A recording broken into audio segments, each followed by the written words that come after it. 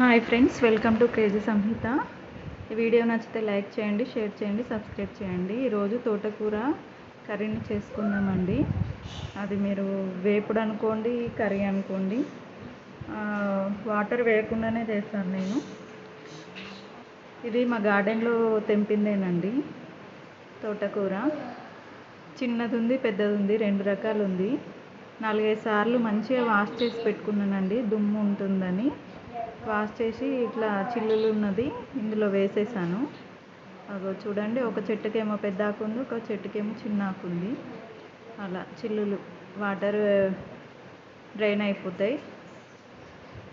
వేరే బౌల్లో కడిగి ఇందులో వేసేసుకున్నాను. వీటిని చిన్నగా కట్ చేసి పెట్టుకోవాలి. ఇప్పుడు ఒక ప్యాన్ పెట్టుకొని అందులో ఆయిల్ వేసుకోవాలి. ఆయిల్ హీట్ అవ్వగానే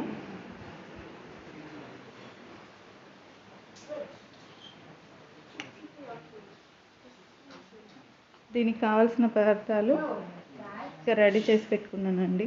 ఇందులో ఆవాలు, జీలకర్ర వేసుకోండి. జై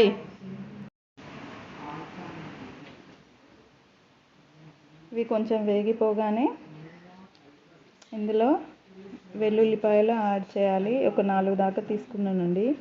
ఎంత ఎక్కువ వేసుకుంటే అంత బాగుంటుంది. ఇది ఎండుమిర్చి అండి.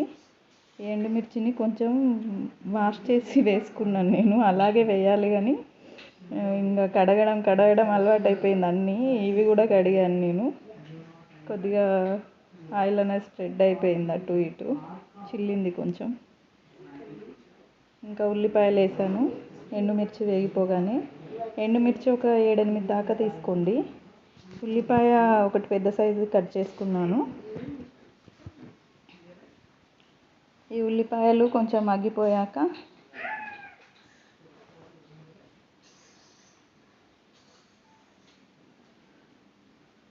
ఇందులో మిగతా ఇంగ్రీడియంట్స్ యాడ్ చేద్దాము. మీరేం కర్రీ వండుకున్నారండి? కామెంట్ చేయండి. పసుపు వేసాను కొద్దిగా. మీరు స్పూన్ అవసరమైతే స్పూన్తో వేసుకోండి. నేనైతే నాకు చేతితో అలవాటు. ఏదైనా గిన్నెలో పెట్టినా మళ్ళీ చేతితోనే తీసేస్తాను. ఇంకా కొంచెం మార్చుకుంటానండి ఆ హ్యాబిట్. ఇంతకుముందు పిల్లలకు దోశలు వేసాను, ఆ పిండి కలిపాను, బియ్యం పిండి. అదే విస్కర్ ఉంది, దాంతోనే కలిపాను. మీరు గరిటెతో కలపండి. ఇప్పుడు కట్ చేసి పెట్టుకున్న తోటకూరని ఇందులో యాడ్ చేయాలి. మా సైడు దీన్ని పచ్చకూర అంటారండి. ఇక్కడ సిటీకి వచ్చాక తోటకూర అని అలవాటైంది. ఇంత ఎండాకాలం వర్షం పడుతుంది చూడండి ఇప్పుడు ఈవినింగ్ టైంలో మా ఇంటి దగ్గర.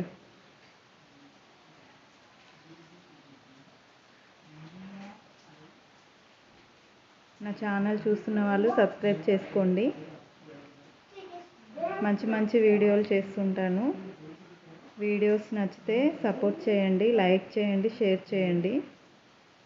నాకు సపోర్ట్ చేస్తున్న ప్రతి ఒక్కరికి చాలా చాలా థ్యాంక్స్ అండి. ఇప్పుడు ఈ మూత పెట్టేసుకోవాలి. ఇలా ఒక 10 నిమిషాలు పెట్టుకోవాలండి. కొంచెం కలుపుకోవాలి. ఇది స్టీల్ గిన్నెనే కానీ అడుగు పట్టదండి. అందరూ ఇందుస్వల్లి తీసుకోవాలి, అది తీసుకోవాలి, ఇది తీసుకోవాలి అంటున్నారు. ఇది నేను జియో మార్ట్లో తీసుకున్నాను. 800కి తీసుకున్నాను. చాలా బాగుందండి. 3 ఇయర్స్ అవుతుంది నేను వాడబట్టి. ఏం మాడిపోదండి, చాలా బాగా వస్తుంది. ఏవైనా మీ బడ్జెట్లో స్టీల్వి తీసుకోండి, బాగానే వస్తాయి. కానీ అడుగు కొంచెం మందం ఉండేటివి తీసుకోండి. అయినా మాడిపోయాయి అనుకోండి, కింద ప్యాన్ పెట్టేసేయండి. కడాయి ఉంటుంది కదా, ఇప్పుడు అల్యూమినియం ఎలా వాడద్దు అంటున్నారు కదండి, నాన్ స్టిక్వి. అది కింద పెట్టేసేయండి. కొంచెం ఫ్రై అయ్యాక ఇంకా సిమ్లో పెట్టినప్పుడు దానిపైన పెట్టామనుకోండి, బిర్యానీ హీట్ లాగా బాగుంటుంది. ఇది చారు కోసం చింతపండు నానబెట్టుకున్నానండి. ఒకసారి కడిగి ఇంకొకసారి ఇంకా వాటర్ పట్టేస్తున్నాను. మా సార్కి పచ్చకూర వండినప్పుడు చారు అలవాటండి తినడము. ఇందులో కారం వేస్తున్నాను. ఆయన రిక్వెస్ట్ చేస్తారు, చారు చేయవా, ఇది కాంబినేషన్ బాగుంటుందని. మేమేమో ఇది ఒకటే తింటాం, ఫ్రైలు, అమ్మ వాళ్ళ ఇంటి దగ్గర.